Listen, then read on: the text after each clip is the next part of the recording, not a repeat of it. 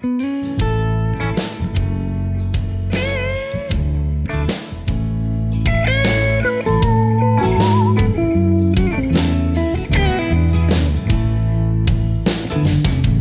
these Biloxi blues, it happens every night.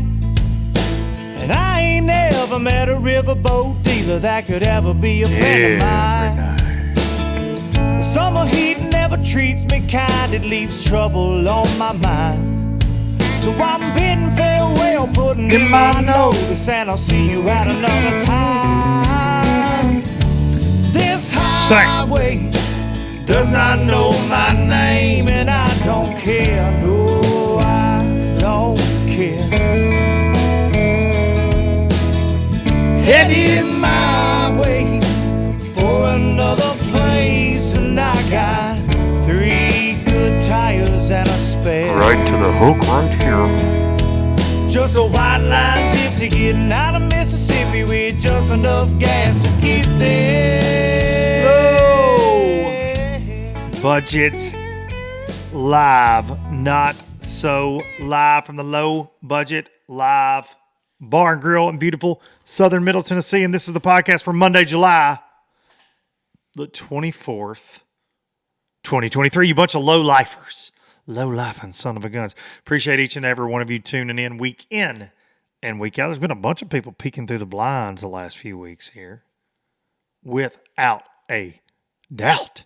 With all the crazy Cayuga controversy. But we're not going to talk about that this week. Very little anyways. We'll get to it.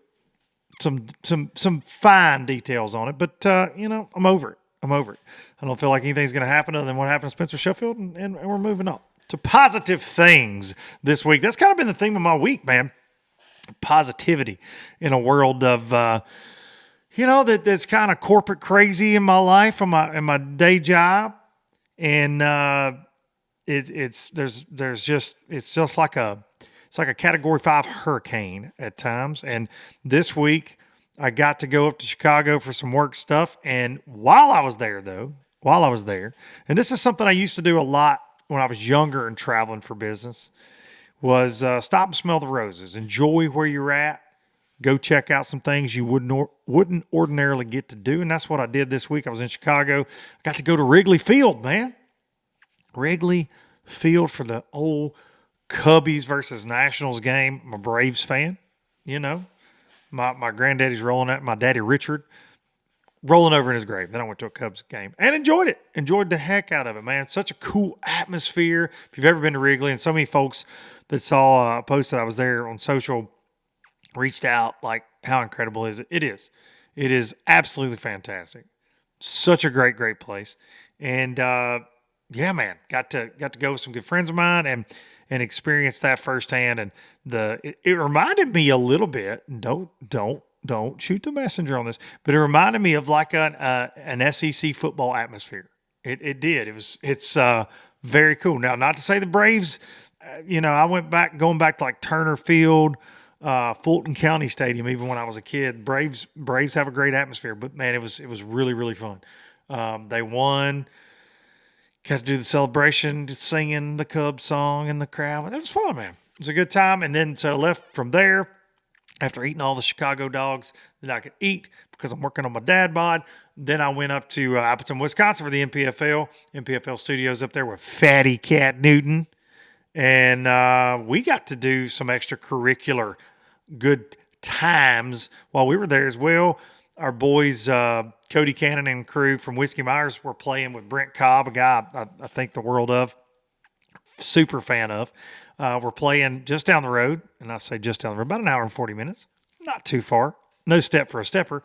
I twisted Fat Cat's arm into going down there and seeing Whiskey Myers. He had never seen him. He's a big Whiskey Myers guy, and I'm like, dude, we got to go. So after we had been up and in the studio since 5 a.m., we left out. We drove down to Milwaukee. We went and hung with that crew down there, and Cody Cannon, his tour manager, Chris, they took fantastic care of us as always. It's a great time, great hang, great show. Very cool to see them on the run they're on. And I've been fortunate to go see them a couple times. And look, I say it all the time. Y'all know I'm a music nut, a songwriting nut.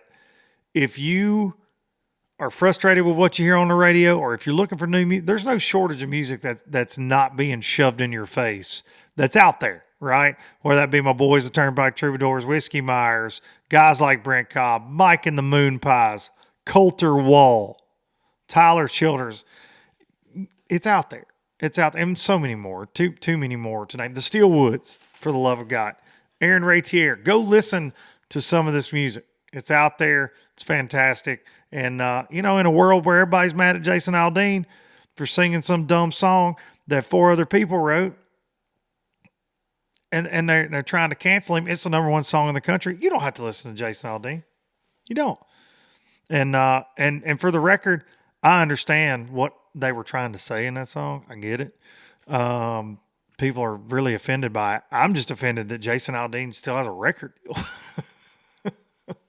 I've just never been a Jason Aldean. Country, she's country, shoot. And people love it, dude. He's huge. It's bigger than anything I'll ever be in the world. That's fine. But the dude doesn't write his own tunes. And his little leather strap bracelets have always gotten on my nerves. So teach their own, man. Like what you like. But no, dude, that has been in my news feed on everything. That and the fact that Miranda Lambert was like, y'all can't take selfies at my show. Can't take no pictures. I'm up here singing. You better look at me. Just getting smashed in the media. I think that's amazing. If I'm paying $70 and I want to take a damn selfie, I'm going to take it. I'm going to take it for the gram. But such a fun week, man. It was mostly the biggest part of the last 2 weeks on the road away from the fam, but had some good times mixed in there with the work. And of course, work, right? When you're talking about being in the NPFL live studios with Fat Cat, it's a long day, but it's so much fun getting to do that. I'm so grateful for that opportunity. I'm also grateful for the sponsors that make this all possible. We're going to run through them real fast, like StarTron, Starbright, StarTron kicking ethanol in the teeth. Starbright, keeping you looking clean during Starbright season. That's a thing now. Who knew? You can clean your boat and truck. If somebody would like to come do that for me, then mine might be clean for once. StarTron, though, kicking ethanol in the teeth, making sure you have zero ethanol hanging around that outboard engine. Nobody wants an outboard engine that won't run because of stupid dumb ethanol. Keep some StarTron with you. Put it in the tank. Get rid of it. StarTron bringing you LBL for many, many years now. Pro Guide Batteries. ProGuideBatteries.com. LBL10 is the code LBL10 if you want to save some cash there. ProGuideBatteries.com. Their new lithium selection. Absolutely fantastic. These guys have been in the battery business for many, many years, over 30 plus years. They service multiple OEM boat manufacturers, which is a tough badge to actually get put on your shirt there. Trust me.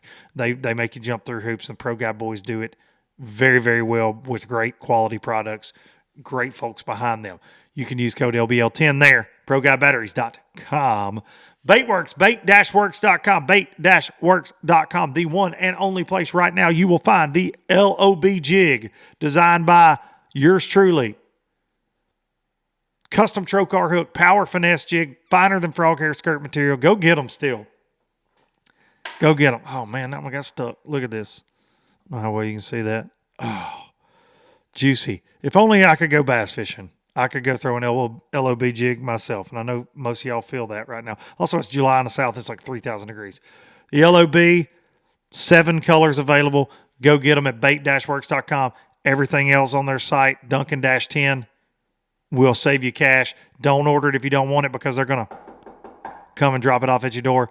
Baitworks.com. We appreciate the folks from Baitworks supporting LBL. They got all them flatworms in stock too, which I've watched guys just massacre smallmouth on. So if you're going up north, they got them in stock. All the freaking flatworms. I don't know why that became a thing. It's like throwing live bait at this point. And last but not least, hang the daggum banner. Some of y'all think that banner's crooked. I would argue that maybe the camera's crooked. Maybe I'm crooked. Who knows? Maybe I'm a little lopsided. Who knows?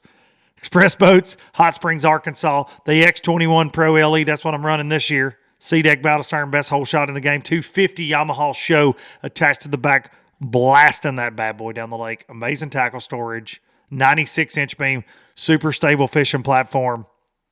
Can't beat it.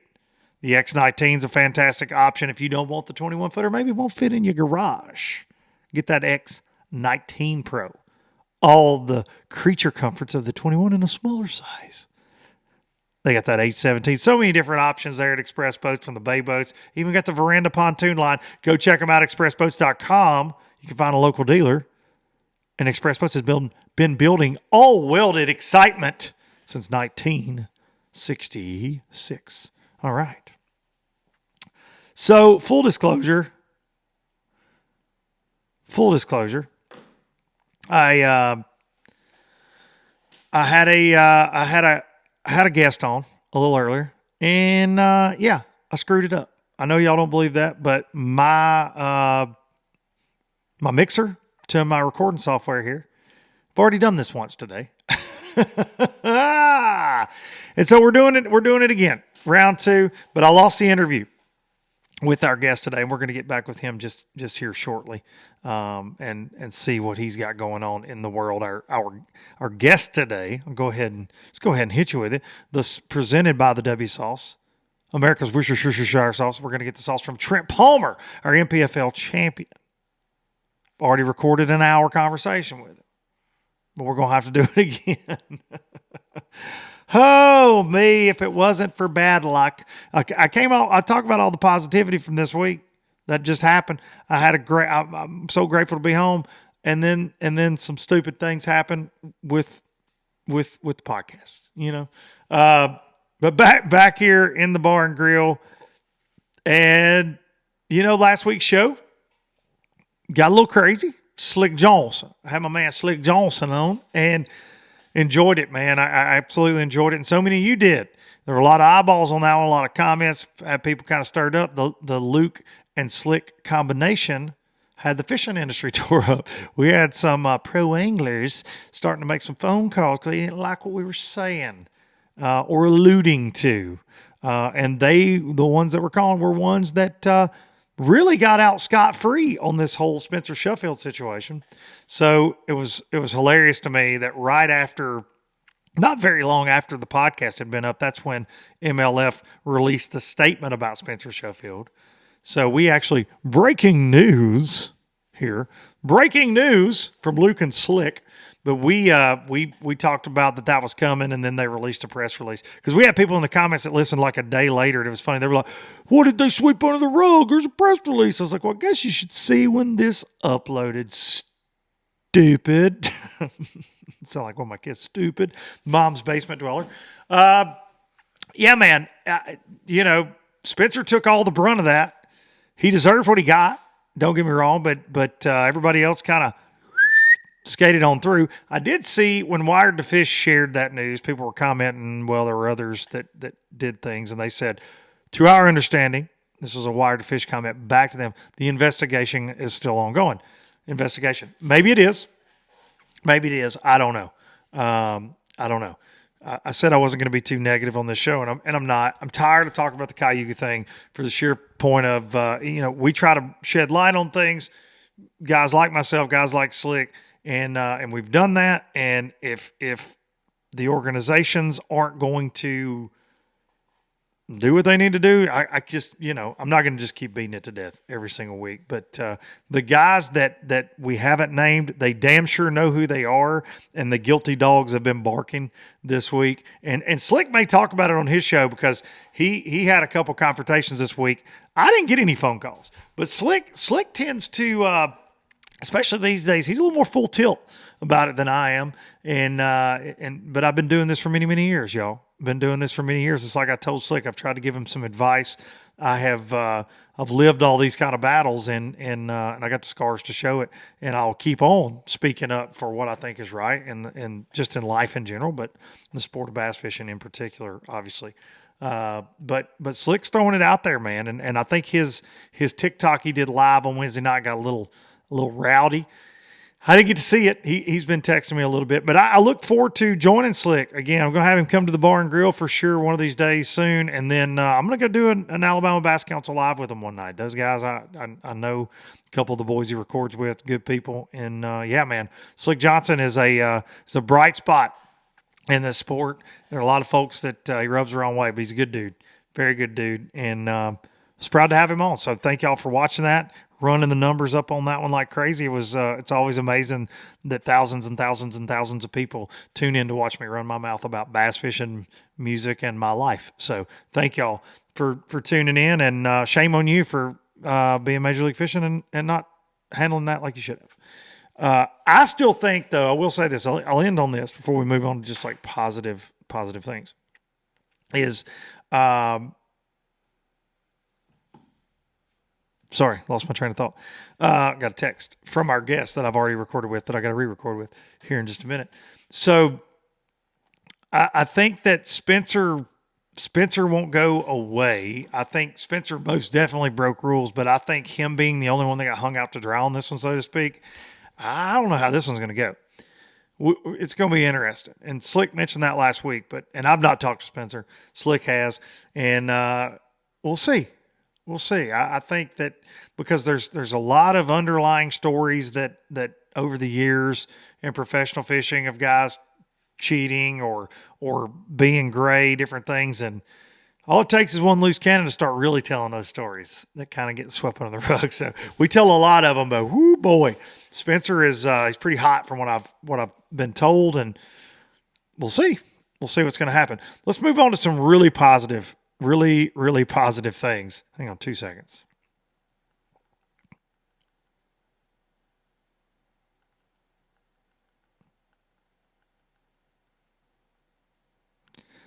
Recording again. Trent Palmer texted me right now. Sorry, guys. Sorry.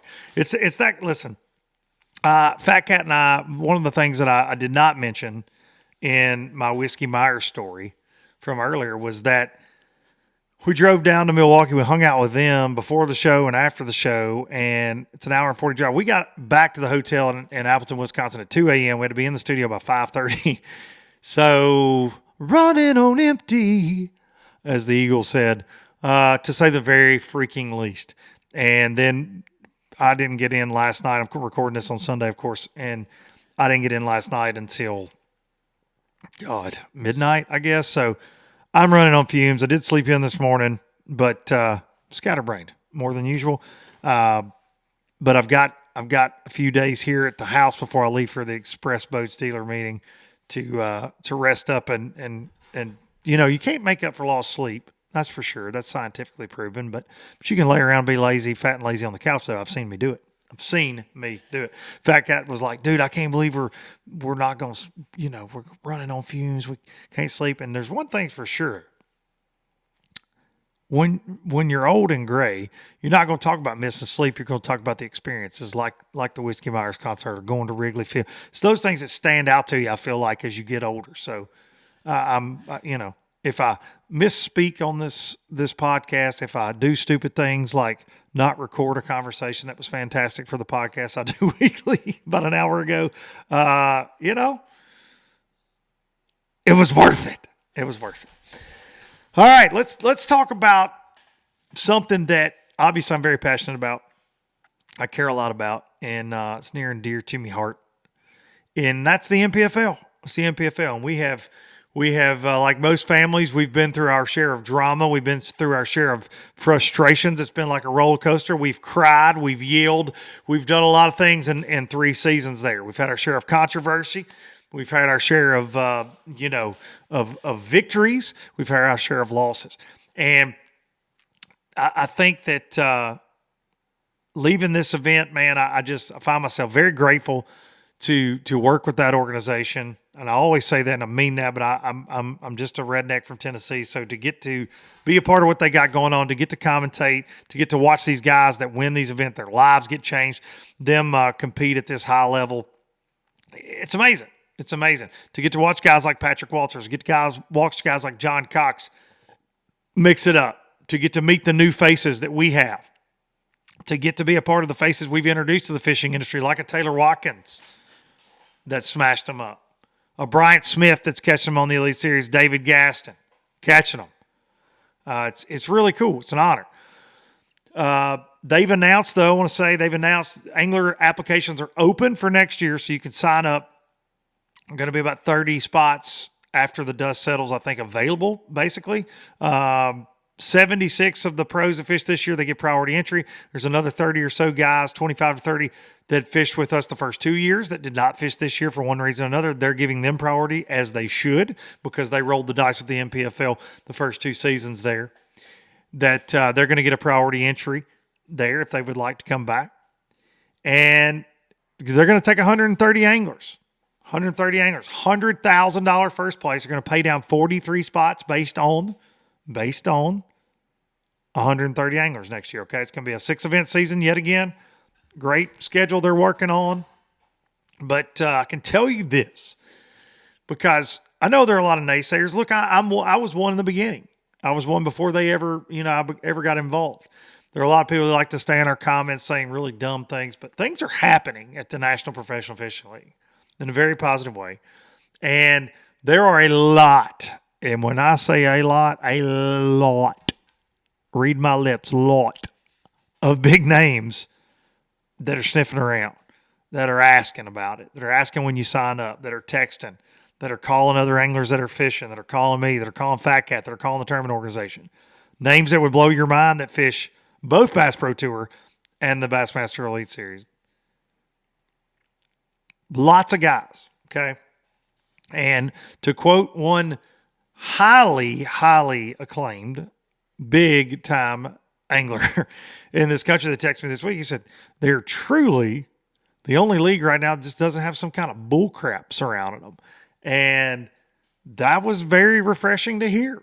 Very refreshing to hear. And I think, like I said, I've already done the interview with Mr. Trent Palmer, and we're going to get him back on the phone here in just a little bit as he makes his way home from Michigan to Georgia.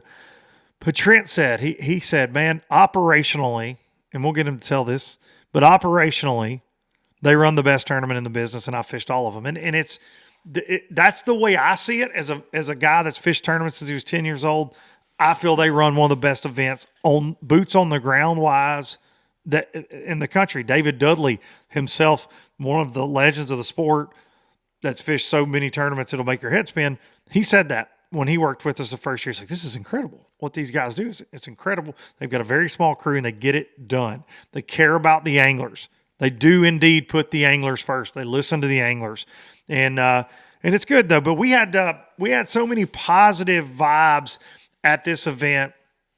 And like I said, I've spent the last month talking about all this bull crap, cheating controversy and cover up and just blah, blah, blah, blah, blah, and the world's tense. But to see the things that I saw at this NPFL, which was Trent Palmer taking the win by 2 ounces over Patrick Walters, who is without question one of the top 3 or 4, no matter what the bass fan rankings say, 3 or 4 anglers in the world right now, bass fishing. And has been for the last few years. It's incredible. He won our last event, had a chance to go back-to-back, but Trent is his roommate. Mike Corbishley, another one of their roommates, they go first, second, and third in this event. Insane, man. So much fun to cover, so much fun to watch. But Trent had mechanical issue after mechanical issue, been struggling with a motor that was he was having to change the oil in it every night. Okay. Patrick Walters helping him work on his boat at night as they're competing against each other. Patrick led it both days 1 and 2. Trent's motor blows on the last day, and Patrick Walters, the tournament leader, brings him and his fish back. So you had first and second place both riding back in the same boat. It's an incredible story. We're going to let Trent tell it. But that kind of thing is what the NPFL is about, that camaraderie. You've heard Patrick Walters say it on here. You've heard John Cox say it on here. You've heard Keith Carson say it on here.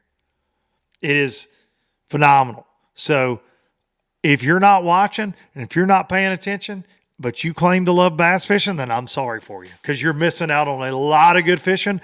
You're missing out on some great coverage, even if I am a part of it, and great guys going to great bodies of water. So I just got to say that it is refreshing. It is refreshing. And, it's David versus Goliath. The fishing industry does not back these guys for the most part. They do not. The engine manufacturers do not back this. They don't. They don't have a service crew. The only service crew we've ever had, Power Pole. Power Poles came out to some events, but the industry's not behind this deal. This is angler ran for the most part. It is done on a shoestring, employee basis, not a lot of employees, and they pull it off week in and week out. And I'm proud to be a part of it, man. And so next year, if you got any ambitions, if you're fishing things, whatever other league you're in, you're looking to add to it, you're looking to fish for big money, you're looking for something with some live coverage, you should go check it out. Next year, I think it's going to be their biggest year yet, to say the least. All right, here we go. Just got the text I was waiting on. Let's get this guy back on the phone. So this guy is a very accomplished angler, right? He finished his second at Saginaw Bay last year, the same tournament, by 4 ounces to Gary Atkins. Comes back this year. He's third day one, second day two, ends up taking the victory. He owns Sonar Pros. They created the original wiring harness. There's a lot of talk about harnesses in bass boats, these souped up wiring harnesses. This guy is a guru. Between his ears, he is absolutely an electronics machine there on Lake Lanier with Sonar Pros. Let's call him right now. We're going to get the sauce from him, presented by the W Sauce. I'm going to call him back right now. Ladies and gentlemen, Trent Palmer.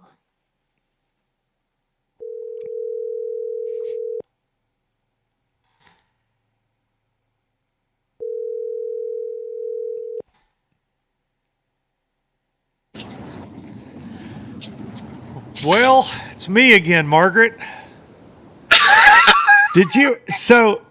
Welcome back to LBL. So I had to tell the folks at home, because listen, buddy. Listen, I'm running on fumes. Fat Cat and I went to dang Whiskey Myers concert when we were up there. I got about 2 hours sleep. I mean, I ended up getting in, got delayed last night, ended up getting in at midnight, but I made a critical error about halfway through our interview.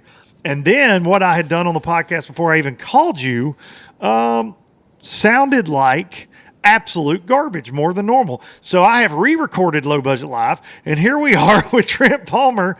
I've already wasted your time this morning, but we're gonna get it again from you here, bud. So, dude, congratulations. I know I've already said that to you multiple times now, but it absolute insane story. And I set this up before I called. I kind of told the backstory of last year and the 4 ounce deal, the loss to Gary Atkins, the crazy conditions last year, but then some of the adversity you dealt with your mechanical issues and things. But trying to run down Patrick, who, and I told you this last night. I don't know if you were aware or not until I said it, but 2019, he was like 16th in Bassmaster AOY, has not had a Bassmaster Angler of the Year finish outside of the top 10 since 2019. Like, just stupid. Stupid. He is by far one of. And I'm not saying this because he's a buddy of mine. I mean, truly the guy. Any ranks he's ever fished at, whether it was college, the Opens, the Elites, and now the NPFL as well. Pretty sure he's won every He's won a major event in every circuit. I mean, he is one of the best anglers in the world. Now, you and I talked about this. If he could get his social media game up a little bit more, he'd probably, have a little bit more following, because he's got a great personality. I mean, I don't agree with the shorts, but listen, buddy, he's got to be careful. He would be a character. Listen, he gets in them big waves. I told him last year he gets some short shorts. He gets up there bouncing around. He's going to give people a free show. He's going to get us kicked off the damn internet. He's got to stop. Yeah. He's got to be careful. I know 100%. He's glad he didn't win, because he said he was going to get a smallmouth tattooed on his butt cheek if he won. So, and we were really going to hold him to it. I know we talked about that. I still think the teardrop tattoo with the smallmouth outline, or like, since he does wear shorts, I think Fat Cat said it on the after show. The big thigh tap. Thigh tap. Cool. Yeah, thigh tap. Smallmouth jumping out of the water, a whole scene on his thigh. I think that would really bring the sponsors in. But he didn't win, because Trent Palmer, Dream Crusher this week, baby. You crushed the dreams of Mr. Coach Walters there. And are you going to get a smallmouth tattoo on your eye, bud? No, I'm not. I'm not one for getting some ink on the face. I think the ink on the face will hold back on some business opportunities down the road. That's what I said. I told Fat Cat we could have been like Post Malone yesterday with "always tired" tattooed under our face after staying out all night before we had to be in studio 5 a.m. Solid decision on our part. But 100%. yeah, solid decision. But hey, we made it through, and I don't know that anybody would have noticed had we not brought it up. No, a couple some coffee and some energy drinks and an ibuprofen will get it taken care of. Well, I said yesterday morning on live, though, smallmouth bass are very much the equivalent of caffeine. When you're getting to watch you guys just be puppet masters, the second we flipped the switch on, it was like, I'm like, we can see all 6 cameras, 7 that we got going, whatever it is, and it's just you and Patrick and Mike are just dink, dink, dink, dink, dink, dink, dink. I'm like, this is fixing to be so stupid. You guys were crushing right out of the jump. But dude, let's get into it. I know you've I've already talked you almost out of a voice here. You're on your way home back to Georgia. But just for everybody listening, the low lifers, I keep saying there's been a lot of negative in bass fishing in the last month, unfortunately. And this event for me was kind of the turning point in getting back to some positive, good stories, and the camaraderie between you and Patrick, the competitive nature between you two on camera, and Mike in the mix was so much fun to watch. But just kind of walk us through everything from the engine issues that you were having that just plagued you all week, to the motor finally giving out, to standing on stage to take that victory by 2 ounces with Patrick Walters and you idling in for 45 minutes in the same boat with the first place and second place stringer. Let's hear it. Yeah, so the motor, and I kind of, last time we talked, I briefly talked about this. I work on boats for a living, so I get to see and hear stories a lot. It doesn't matter what brand you have; they all eventually have problems. Our outboards aren't like a car where you have a transmission that lets you run at lower RPMs. Bass boats, for the most part, you're either in the mid-range of the RPMs or the high end of the RPMs, which long-term stuff just happens. Now, unfortunately, I got in a little bit of a situation where we kind of had a gremlin in the motor that we weren't really sure what was going on. So back at Santee, I had one low-pressure oil alarm, and we kind of, per the diagnostics, it looked like it was a sensor. We replaced the sensor. And after replacing the sensor, I actually went up. I normally don't pre-practice for events, but for this one, I knew what I had to do to find fish to win, which was put a lot of seat time behind the graphs. And I went out and pre-practiced for 2 days. I then, the week after that, took what felt like my first vacation in like 3 years. Went up to our family lake house in Wisconsin and hung out up there and did some fishing out of the boat up there. No issues with the boat there. 3 days of practice, no issues, till I made a 40-minute run into the boat ramp. And I got really inconsistent oil pressure down to, at one point in time, 0, which put me in guardian mode. Knew that we had an issue and we needed to figure out what was going on. So luckily for this event with the NPFL, we have an off day, which I know some people don't like off days. I know back when you fished the tour, did you guys have off days? Oh, we did. And and when I fished a few of the opens, I was like, this is for the birds. I need an off day because I'm an old man and I love it. Yeah. The off day is the best thing ever, especially in a situation like this, because if you have a problem, you got time to work on it. You get to sleep in a little, whatever. But luckily for us, the NPFL, I love the format. We've got an off day. So during that off day, I was like, okay, let's just, let's go do an oil change. Maybe something's up. I was thinking something was up with the oil because Mercury had recently changed from the engines using 10W30 to heavier 2540 to help reduce oil seeping past the piston rings when the engine's fully trimmed down, which was causing oil to burn. So I was thinking, okay, let me just go back to 10W30 since they just recently went to this 10W30 since they just changed this 2540. So that morning, went to a Mercury store or a local dealership that had some oil. I got some 10W30, put it in the engine, called Sean Mulhall, who's our tournament director, said, hey, I need to test this boat. He and I got on the river and we tested the boat, and it was dropping oil pressure bad. I mean, it was just going down to 0, barely holding pressure, peaking up and down to be like 80 pounds, 0 pounds, 80 pounds, 40 pounds. I was like, oh, this issue's way worse now. So went out and got the 2540 oil again, changed the oil again, and went out and tested the boat again, and it was holding pressure fine for a little bit. Well, day one of the tournament, arguably was the worst weather. I mean, we had, I would say, pretty consistent 3 to 4 footers that morning that we were running in. And the engine ran perfectly fine till I was about 5 miles from my spot, and then the oil pressure started just going up and down again. And I said, okay. In my head, I'm like, good news is we're here at the spot. I've got Pat and Mike around me. Something happens, we'll come in. So made the run, fished that day, got 18 and a half, made the run in, and the oil pressure was all over the place again. So we got off the water. I got more oil. I stopped at a Mercury place. And when I went to go change the oil that time, I noticed that fuel was coming out with the oil. You could tell that there was a fuel mix. The oil just didn't look like it should. It had lower viscosity, and that's when we realized that my engine was making oil. So fuel is actually getting past the piston rings, making oil. The engine had made like 1.5 quarts. It lowers the viscosity, which essentially makes it not as thick, and it'll fluctuate oil pressure. So essentially what was happening with my motor is the more I used it, the worse the oil situation was. Which in a tournament like this where we're making long runs is a thing I didn't cover on was during the off day. One thing that had me make a real big decision on letting me use my boat, because I was in a position where I could get a loaner boat, was I went and took the boat to get compression. I essentially went to like 6 local dealers, and only one actually took the time to help me out because he had been a local bass fisherman. And we ran compression on the engine, and it compression tested fine. So after that day one of the tournament, when we finally kind of realized what the problem was, pretty much every day of the tournament, I just proceeded to change the oil so that we could get all that bad oil out that had the fuel mixture and put new oil in. So day 1, day 2, we were able to get in and get back, no problem. And then day 3 is when I could tell the engine audibly was having problems.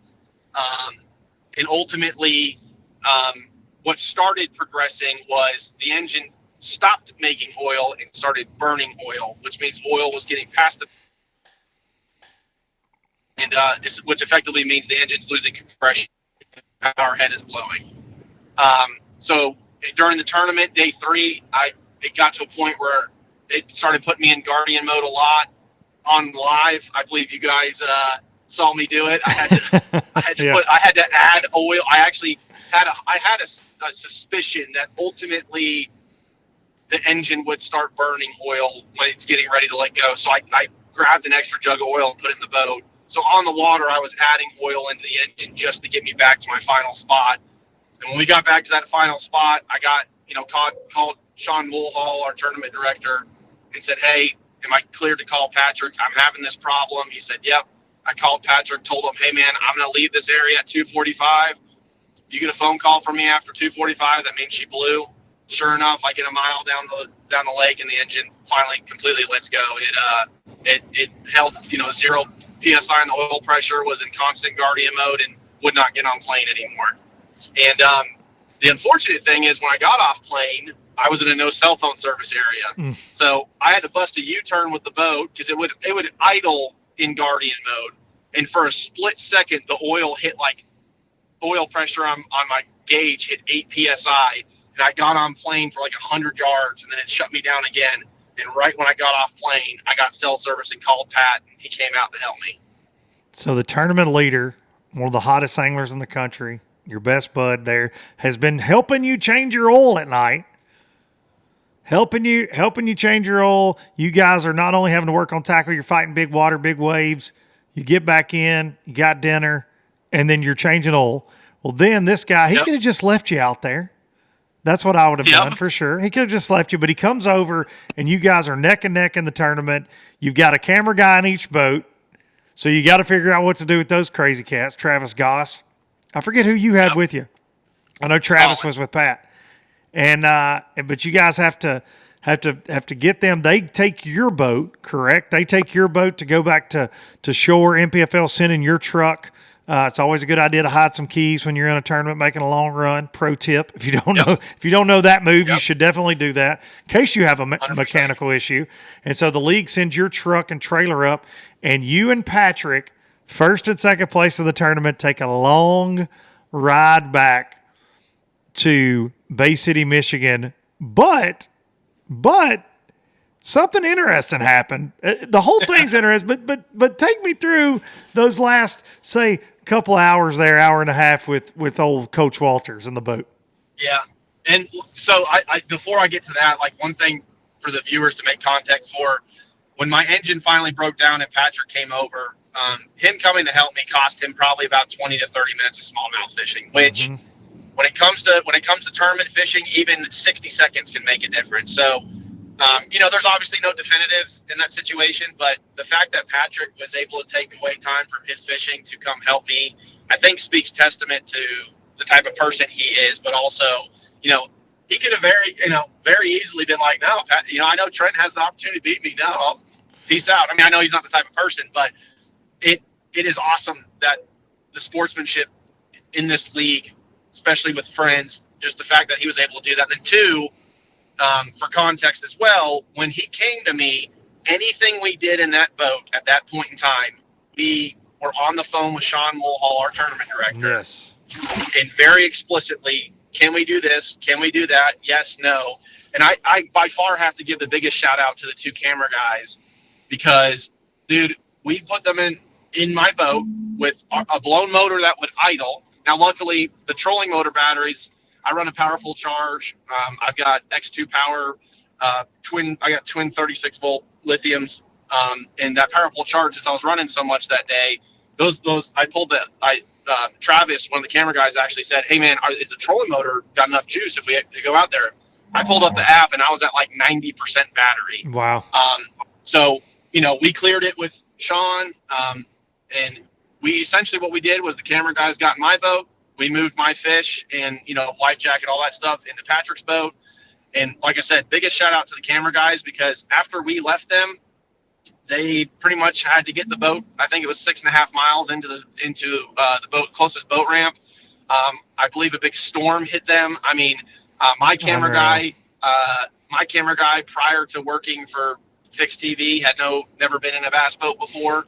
So his lucky day, lucky tournament. Yeah. Hey, you want to go ride around in the ocean with Trent Palmer? Yeah, I cannot give enough gratitude to those guys, because ultimately what could have, the other situation was I stayed with the boat and Patrick ran my fish in, which, still would have got the win obviously, but wouldn't have been able to experience it. And the fact that the two of them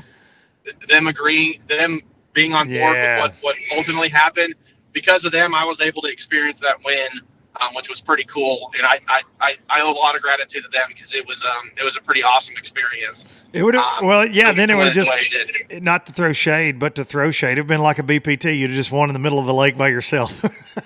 Yeah, I would have been sitting there on my phone like, I won. Yeah, I won a tournament. No, you wouldn't have had service. You wouldn't have been able to watch the weigh-in. Oh, yeah, that's true. 100%. We would have to call you like the next day and be like, congratulations, Trent, you won the event. Oh my goodness, man. It's still, for me, the other storyline of you, Mike, and Patrick all going 1, 2, 3, Mike Corbishley finishing the top three. I kept calling you guys the three best smallmouth friends that anyone could have, because you guys stuck it out. Day one was so rough, and you three really were the only ones that didn't turn around from going to those smallmouth grounds. And then the same on day two, you guys kind of worked out a game plan together to bunt that morning and play small ball, get some largemouth in the boat, and then go out. It was played to perfection, man, strategy wise, to put yourself in position to win. But once you and Patrick, we saw you guys on the water have this interaction where he's like, "Well, you got," and you're like 18, and you'd already told us 21. So I'm like on live, like, liar. He's a liar. He's lying to his friend. But I didn't feel bad for Patrick, because Patrick is always a liar. Patrick doesn't update his Way Live app. We never know, absolutely never know what's going to happen. with Patrick's catch at every event, man. We tried our best to tell the story, but I mean, at Santee, I think we had him at like 17 one day, and he had whatever his biggest bag was there last event. I'm like, and I talked to him that night. I said, seriously, bro, can you just pick up your phone and do the Way Live app for us and just kind of guess? So you guys had this interaction though, and it really put a lot of pressure on Patrick though, because we get to see all of it, and just you telling him he had 18 really.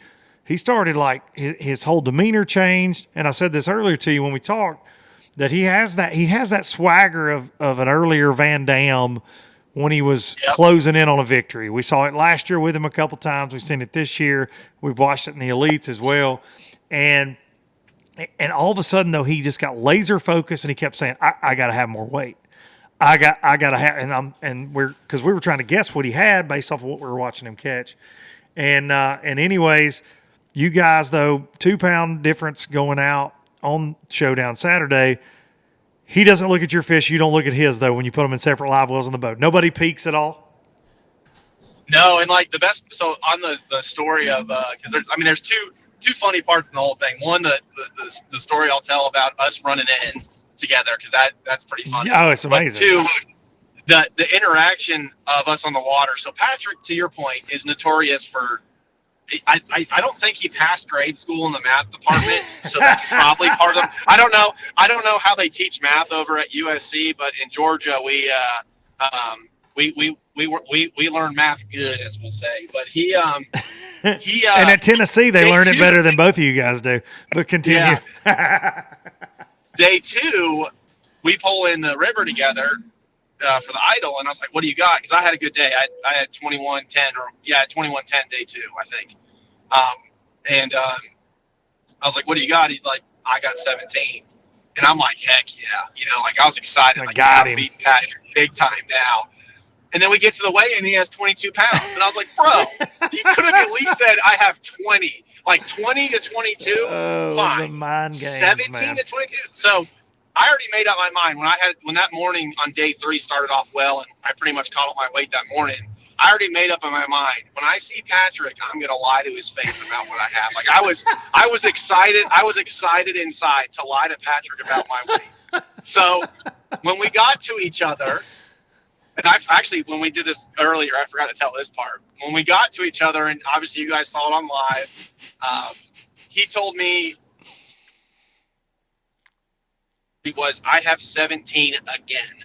So when he said, I have 17 again, I was like, damn, he's got 22 again. And I was like, crap, I need 24 plus now to even get in contention in this thing.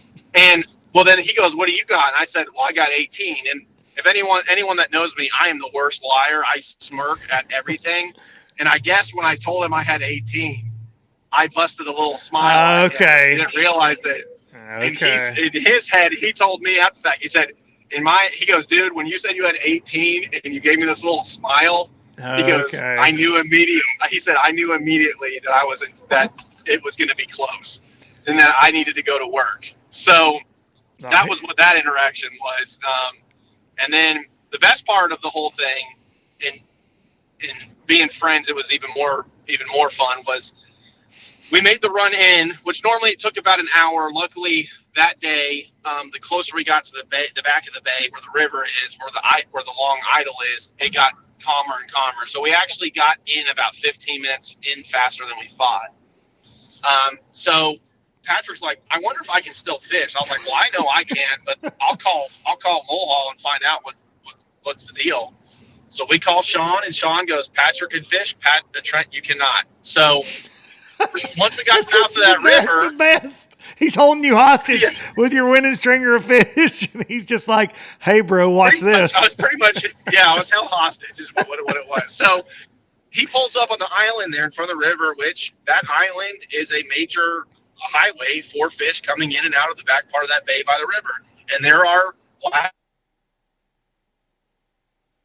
So he pulls up to the island. I sit on the back deck like a marshal, sitting there just praying to God he doesn't catch a 6-pounder in front of me, because I knew if he caught, I knew it was, we hadn't looked at each other's fish, but we had a suspicion it was close. And I had to sit there for 15 minutes and just watch him sit there work down the rock on the island and hope that he didn't catch one.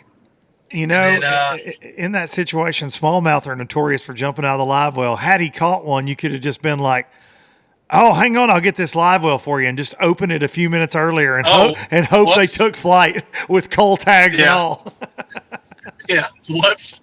And then, so after that lovely experience of sitting like a marshal, we got to the mouth of the river and started the idle. And so I think we were 10 minutes into cutting up, and we kind of had the conversation like, all right, what do you think you got? And Pat was like, man, if I have 20, it's a light 20, and I'll be surprised if I have 20. He's like, I've got a bunch of cookie cutter, like heavy threes. And he's like, what do you got? I was like, well, the last time I weighed, I know I had over 21, but I made a couple pulls since then. I told him, with confidence, I know I have at least 22. I said, it could be more than that, but I'm just going to say 22 to be safe. And he was like, dude, it's going to be close. And I was like, you think? And I was like, don't lie to me, Patrick. I was like, don't do your math. He goes, no, man, I'm being serious. He's like, you can look at them if you want. I was like, no, I don't want to look at them. We'll find out here in the next hour or so. And then sure enough, we made the idle in. Got a lot of looks and stares, confused why we were in the same boat together, but it worked out. Oh my goodness, man! I said it to you earlier. I'll say it again now. There's definitely in my I've kept up with this sport for a long time, and I just don't think there's ever been a tournament where first place and second rode back in the same boat. First and second place stringers in the same live well. Maybe back in the boat on boat draw days or something way back. But I even doubt it then. So crazy, man. But that speaks to the NPFL, the overall vibe. And Patrick would do that in an elite series. He would do that in a local tournament. You would do the same for somebody. That kind of thing happens in our bass fishing community a lot. It does. I mean, guys help people out. They tow in innocent, stranded boaters all the time. I mean, in this event, John Cox had to go rescue his kids in kayaks, for the love of God. What? Yeah, dude. John Cox, total sidebar story. John Cox's kids, he had his family up there. They were vacationing, and his kids decided to paddle in kayaks that were out there at their VRBO out to a lighthouse. And the wind and weather got up, and they got blown away. I know what lighthouse you're talking about, and they're lunatics for trying to get out to that thing. They went like 6 or 7 miles, John said, in kayaks. Well, then he posted on social. You can go see his picture of him with 2 kayaks on each side of his boat. He had to bring them back to shore during practice. They called him like, "Hey, Dad, we're screwed. You got to come get us." So he went and got them. Like I told him yesterday, reality show, man, waiting to happen right there with that man and his family. Yeah. It's better than the Kardashians, that's for damn sure. Always something going on with the John Cox and crew. But yeah, he had to go rescue his family. But no, man, we see things in the NPFL amongst the anglers since year one that just blows my mind. The overall vibe. Yeah, do we have folks that butt heads on the water? Some 1,000,000% it's going to happen. Tensions get high. A lot of money on the line to be in the events, and a lot of money that you can win, right? But I think that for me, it is as good of a vibe at a tournament as I've ever experienced, man, from the angler side and the league. And I know you fished with us last year. You narrowly missed winning the same event. So I guess you're going to buy a house in Bay City, Michigan now. You got the down payment ready. You should put Sonar Pro's the Northern edition up there. Northern Division. Yeah, Northern Division of Sonar Pros up there. But you were kind of on the fence, man, with fishing because they made some changes. We went through that where they raised the entry fee last year, and you called me a couple times, and I talked to guys like Patrick and traders like Justin Kimmel. I talked to those guys last fall about it, and then the NPFL stepped up. They've dropped the entry fee back, and then went to this $100,000 entry fee. Then the schedule just got, even better than it already was. They made a couple changes, and now they're coming to your home lake. So you're invested, and you get back in. You've got to win now. You got a chance to win another one. But talk about, because you said something earlier when we talked. talk about the league in general, though, man. And I know I don't want to seem like, and it's full disclosure, everybody that follows this, follows me, they know I'm obviously an employee of the league. I've been with them for 3 years, since before this thing ever went off the ground. I've been through the ups and downs that we have had, and there have been several. Like I said at the first of this show, there have been victories, there have been losses, there have been controversies. That we lost anglers, through COVID. Craziness, man. That we've just experienced so many things as an organization. But this event, I thinking last night, just driving home, honestly, like a psychopath with no radio on or anything from the airport, and just kind of thinking about it over, where it's been and where it's at and where it's going. But just kind of speak to your experience in the league, dude, because it's, and obviously a direct deposit of $100K, you'll be like, it's fantastic. But talk about, your opinion of the National Professional Fishing League.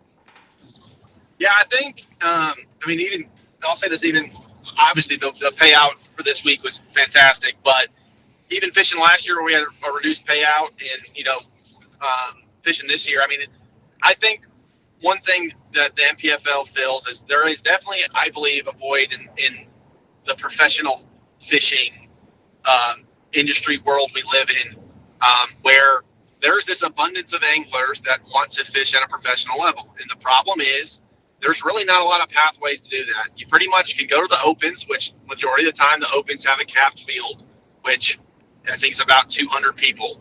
And then the opens are an absolute meat grinder once you get into them.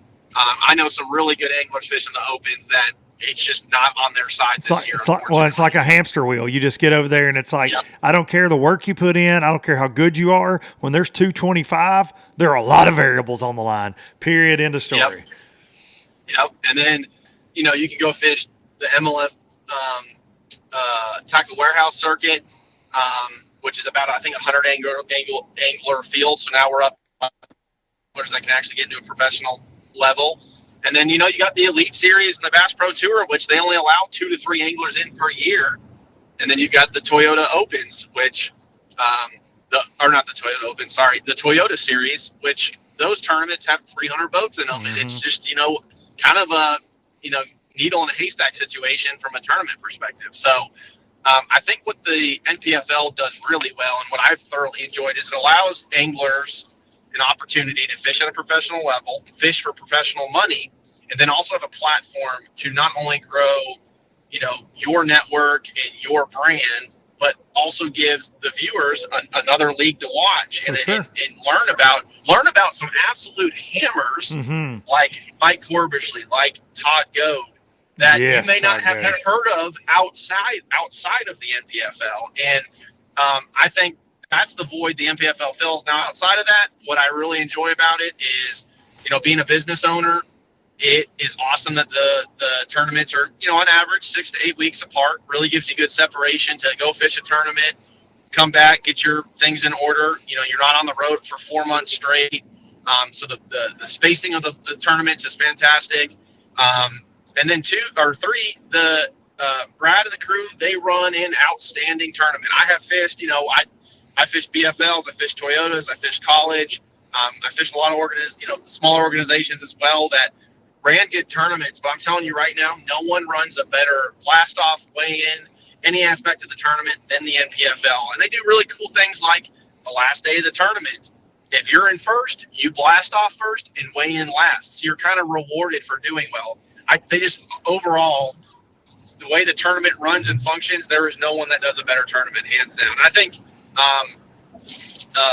someone was telling me at one point in time, I think John Cox was making mention that he felt like the tournaments even ran better than any other tournament series he's fished before. Yeah, Dudley, and I mentioned this earlier on the show, but Dudley, the first year when he worked with us, he'd just stand there at the weigh-in just shaking his head like blown away. He's like, dude, and we had some anglers complaining like event 4 in year 1, and Dudley asked him if he could speak at the meeting because he got up to tell them like, hey guys, you don't know how good you have it because the league takes care of you, man. And it was cool to see him be motivated to speak to this group of anglers that we were working with because he felt compelled just based off of his tournament history and all the events he had fished. And hell, man, there's a lot of big names that are peeking their head through the curtains about next year. And and I think a lot of guys are gonna give it a serious look, and as they should, man. And I really, and I'm not just saying that because I work there. I joke all the time. I almost wish I wasn't employed there so I could fish it, because it would be a perfect league for me to be a part of, because I do have a lot of other things going on outside of professional fishing. That was always my thing with FLW that was so hard, was I had a career outside of there. And if tournaments, even though there were only 6 events, they were jammed in there. So you didn't have a lot of break in between, and it makes it tough. It makes it tough. And somebody at home's probably like, oh, cry me a river. You got to fish the FLW tour and work a job and actually keep a job. Yep, I did. And I'm not complaining, but I'm saying that with the spacing, I mean, right now we're looking almost last of July, our next event in Oklahoma, almost the end of September. 2-month break, man, that you've got to, like you right now, you've got equipment issue. You got to get your motor repaired, got to get things kind of put back together, which won't take you long. But if you had to turn around and fish this week or next week, you'd be stressing it. In trouble. Yeah, you'd be stressing it. And too, like being, what my guys, my business is Sonar Pros, and my guys in the shop do an awesome job when I'm gone. But there's just stuff that happens when being the business owner, you're not there, that is not fun to deal with. And like things came up this week that there's nothing I can do about it, that have now carried over boats to this week coming up. So the wonderful thing is we're going to get in probably around 9 o'clock tonight. And tomorrow morning, we're going to have to be right at the shop nice and early, probably around 6 a.m. just to see what we're going to deal with for the week. Because we got a full week of installs. I know there's orders that got to get shipped. I mean, we're back to the grind per se, even though we're coming off of a win here. I go back home and go right back to work, and having that space between the events, like I mentioned before, and what you're mentioning about how you have 8 weeks, really lets you get caught up for being out for a week, lets you get kind of reset to get ready to go for the next tournament compared to being back to back. No doubt about it. Speak to Sonar Pros a little bit. I mentioned it before I called you again here, but you are fascinating to watch in how you handle your electronics, your expertise when you talk on live interviews I've seen you do online. But I know so many people, and I've called you and bugged you. I called you at 8 o'clock the other night and said, "Hey, Palmer, I got a question, and I'm a cheapskate, so I'm not coming to Georgia. How do I need to do this?" And I did if we're talking minor league baseball, major league baseball, I did a single A install of something that you and I talked about that was very non-Trent Palmer like, trust me, and you'll never see it because I'm too embarrassed to show you the job that I did on this. But you gave me some pointers. But you developed one of the first OG sonar harness that upgraded wires to get your electronics the power that they need with the Sonar Pros harness. But then you took it a step further with your installs and things, man. But just talk about that and kind of how you came to be the Sonar Pro. Yeah, so for me, tournament fishing really, I tournament fished in high school. There wasn't high school fishing when I was in high school. But college, when I got into college, I fished for Georgia Southern University out of South Georgia. And I got into college fishing kind of in its first couple early years of when it got traction. I was in I guess you could say, the era of pretty much, I fished an interesting era where my first couple years in college is when Jordan and Matt Lee were doing their run. And then the tail end of my college is when Patrick had just came in. So for me, tournament fishing really started, you could say, snowballing in college. And one of my first boats I had 2 Lowrance, Gen 2, 8s or 10s, I don't really remember, with LSS2 or LSS1 transducer. And for me, I found a lot of success fishing offshore, which kind of kicked off installing electronics. One of my boats I had in college, I had an issue where I would crank the motor and the grass would turn off. And prior to that, I had some DC voltage knowledge just from my whole life. I've always tinkered on things, and I used to do high-end car audio installs and setups, and and worked on other things like golf carts that had DC voltage. And that's kind of where I learned about wiring and how to, mess around with those kind of those kind of things. And it was real easy. The first Sonar Pros harness in college days was an orange extension cord I caught the ends off of to upgrade the wiring to my graphs so they wouldn't dim out when I cranked the motor anymore.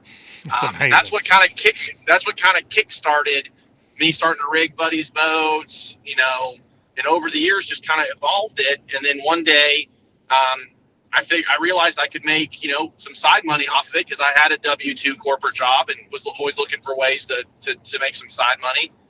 And started doing installs out of my garage. The first year I did installs out of my personal garage, a bunch of my buddies made the Elite Series. So, I rigged Patrick's boat. I rigged Drew Cook's boat, Jake Whitaker's boat, Austin Felix's boat, and put a brand to it. And we just kind of ran with it. And now, we've got a shop of ourselves. I got a shop. I think it's about 2,000 square foot shop right now. I've got 6 employees. We're working on building a 10,000 square foot shop now. And we pretty much specialize in high-end installs that not only are clean, but done properly to get good pictures, make sure your battery lasts all day. Myself, I am very invested in relying on my electronics to catch fish. Because of that, that is transpired into our installs. So things are not only done from an aesthetic perspective, but done to be functional for tournament anglers.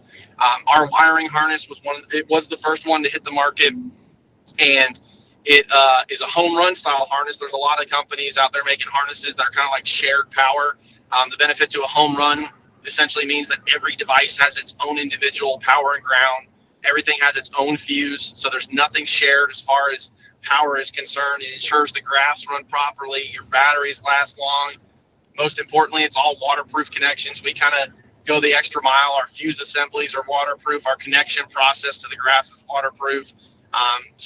We specialize in our harness, installs, electronic sales, you name it, related to a bass boat, we can do it for the most part. It's awesome, man. And so many guys, no matter the trail, they're running your harness. They bring their boat to you from all over the country. I don't even know, even Justin Atkins. You helped Justin Atkins be able to see fish, and I think that's amazing. The fact that you could do that, Well, I won't say what it is because I'm going to try to keep it a secret. But that device you installed on your boat, yes, Mr. Atkins has one now. Okay, yeah. Well, here's the deal, bud. I broke mine. Second trip out. I think I told you that. Yeah, I've got to put a new mount on there. I really the express trailer got the best of me after trying to put the boat on the trailer in the dark. Yeah, and fun fact, that thing was pretty vital for me in practice this week. I can imagine. And look, it's like everything else. The people listening to this right now, they're going, please say what it is. In about 6 months, it'll be everywhere. People are going to be doing it, but right now, I'm not saying anything. I mean, if they pay attention to the live feed, they'll see it. Yeah, no doubt. Yeah, it was. I got to use it just for a day or two, and I was pretty freaking blown away, to say the very least, on that deal, dude. Speaking of Austin Felix, and I know you and Austin are buds. Yeah, I've known Austin. Holy crap! What happened to him last night with a Chicago bus rear ends him? Like, holy cow, man! Just glad he's okay. Yeah, he called me last night. He's like, dude, first off, congrats, but he was like, I need you to be on standby tomorrow. And I said, why? He goes, look at your phone. And he sent me pictures of his freaking boat, motor laying on the ground on the highway. Boat got pushed up into the truck. And, his boat's totaled. And today, testament to the, support crew he has, Phoenix is bringing a boat up to him, and they're swapping everything off of his boat onto that boat today. So he's already, we've already been on texting a bunch back and forth of what should go where, and kind of virtually walking him through the install process of where everything is. And it's super unfortunate because, no different than the motor stuff I was dealing with. Something like that can really, mess with your head going into a tournament. Of course. But, how could you not let it? How could you not let it? You know what I'm saying? And Austin's a pretty even keel guy. And but for me, I'd just be like, all right, I'm going back to Tennessee. Sorry, Bassmaster, I'm not coming to St. Clair. This is bullcrap. It was nuts, dude. Yep. A freaking public bus knocked his freaking Optimax and his Pro XS in the road. Crazy. Yeah, it's not good. And like I said, even though they're swapping everything over this boat, like and I'm sure you would understand this. It's what I dealt with this week. Like, not fishing in your boat can affect you just as much too. Like the reason I decided to make the decision to just run out my boat as much as I could is, even though I had friends willing to bring me loaner boats, it wasn't my boat. It wasn't what I was comfortable with. It wasn't what I knew. It wasn't the electronics I have, and just the impact of not having your boat and your setup can be a problem too. But I know Felix is number one. They're going to a smallmouth fishery, so I know he's going to do some damage. But it, obviously the night before or day before practice, having to do this is not ideal. No, not ideal in the least, buddy. But just glad he's okay, though, for sure. It's just, golly. So you want to be a bass pro. I say that on live all the time, but so you want to be a bass pro when you're out there in those big waves, or you're out there trying to diagnose a problem with your engine or your electronics when you're in the middle of it. It's always something. You know, everything we deal with is mechanical for the most part, other than the electronics, and we put them to the test. You guys do at every single event, especially on a Great Lakes event, man. You're gonna push that thing to the rev limiter every single freaking time with every piece of equipment you got. And I don't know, man. It's awesome to see that you overcame all that this week to take the big cardboard check home, the Happy Gilmore check, and really, yes. If we're talking Happy Gilmore, you beat Shooter McGavin. Dealing with your engine was like when the tower fell across Happy's ball when he's trying to putt. Think about that. 100%. I didn't even think about that. I'm going to start calling Shooter. Shooter going forward. I could very much hear him telling the rest of the NPFL guys, "This is Shooter's tour. This is Shooter's year. Yeah, Shooter's tour." Actually, Shooter is more Todd Goad this year on the NPFL at Progressive AOI. Smashing. Todd is on a freaking roll. 4 top 10s in a row. I mean, that's awesome. Unreal. I've known Todd like you have for a very long time, man. Long time. And he's a guy that always catches them. He's just a great veteran angler. But, dude, he is putting it all together everywhere we go this year. He's what I'll call I've coined it the W2 guys.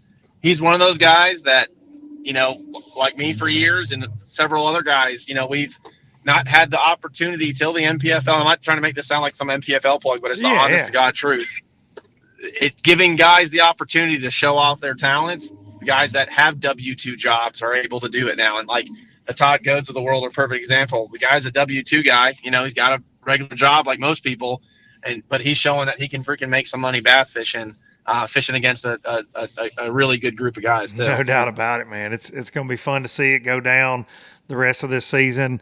You got Lake Lanier circled, of course. We all do. Woo! We're hoping we get to spend some time over Trent Palmer's shoulder there, and I suspect that we will, buddy. Well, dude, look, for the second time today and the third time in 2 days, congratulations. I really do, man. I sincerely appreciate you always being kind to me, helping me out whenever I need electronics advice, and just being a solid dude. And appreciate you spending time with me, not once but twice today on Low Budget Live. I appreciate it, Luke. All right, thank you, buddy. Yep. Trent Palmer, everybody. Trent Palmer. Awesome guy. Awesome angler. And Sonar Pros, go check him out. That's I have no affiliation there other than he's a good dude. I've ran their harness for the last couple of years, and he's great people right there. Trent Palmer doing things the right way in life, and man, he got redemption over Saginaw Bay. And again, I hate for it to be an NPFL commercial or feel like that, but it's something I am passionate about, and I like talking to the anglers that are so passionate about it as well. Something else I'm passionate about, this show right here, obviously, week in and week out. My commitment to keep bringing you Low Budget Live, the good, the bad, and the ugly, and bass fishing, and really whatever, the world. Got some things coming up. We're going to might try to do some things different here on the show coming up with it's just a teaser, a lot of different things. I'm running through things in the old mind between these ears, which is scary. That's a scary place to be. Trust me, folks. But appreciate y'all, low lifers, each and every week tuning in. And yeah, man, thank you. I'm going to go hang with my family. I'm going to go get some rest. And I will see y'all next week for Mo Low Budget Live. I'll take you out with some Biloxi Blues. See y'all July 31st. Kimmy. I turned it off. Couldn't make it last. See. Spanish moss and Civil War ghosts. Well, I'm gonna leave them in the past. Any direction, Lord, I'll be fine. It don't matter east or west. North, south, wherever the wind blows, I'm leaving those burdens at rest. This highway, it does not know my name, and I don't care. No, I don't care. Heading my way for another place, and I got 3 good tires and a spare. Just a white line gypsy getting out of Mississippi with just enough gas to